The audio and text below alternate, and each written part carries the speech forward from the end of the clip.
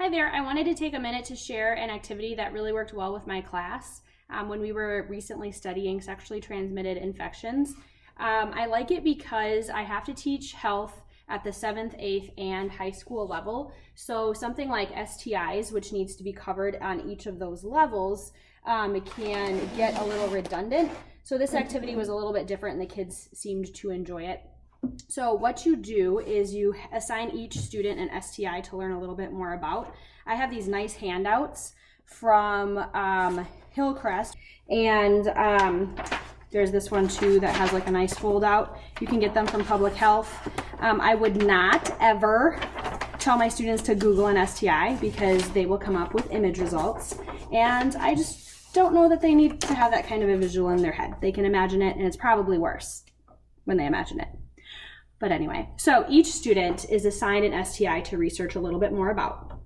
And in this activity, we call it STI networking. So each student gets a sheet of lined paper. At the top of your paper, you would write your name and the STI that you have been assigned. I have a list of different criteria that I'll put in the video notes on my blog, so you can access them there. I'll just throw out a couple of examples of what I do. So let's say my name is Kayla and I am researching chlamydia. And each of my classmates has a different STI that they are also assigned.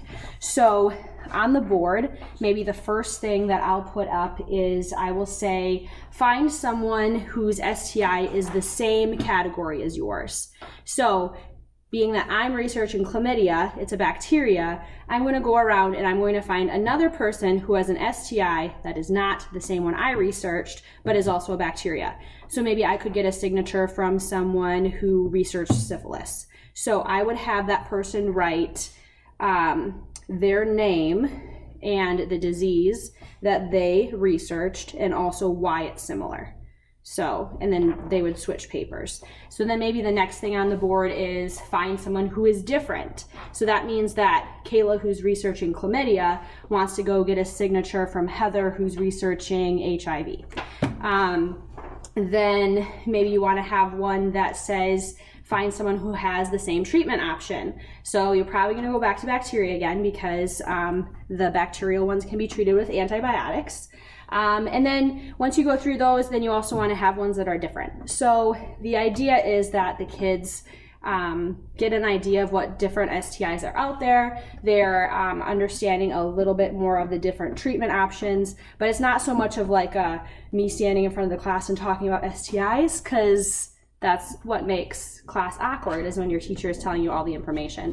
So maybe it's weird for the kids to walk around and talk about it, but I think it's less weird than when I'm just standing there. So that's something that works well for me.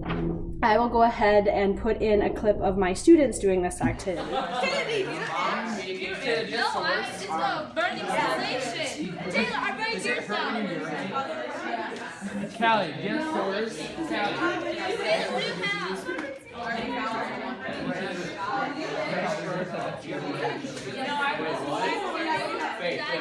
Vaginal sphincter. That's awesome. Do you have a okay, hey, does Herman go to the bathroom? Yes, it does. Did you already get someone? Yeah, I did.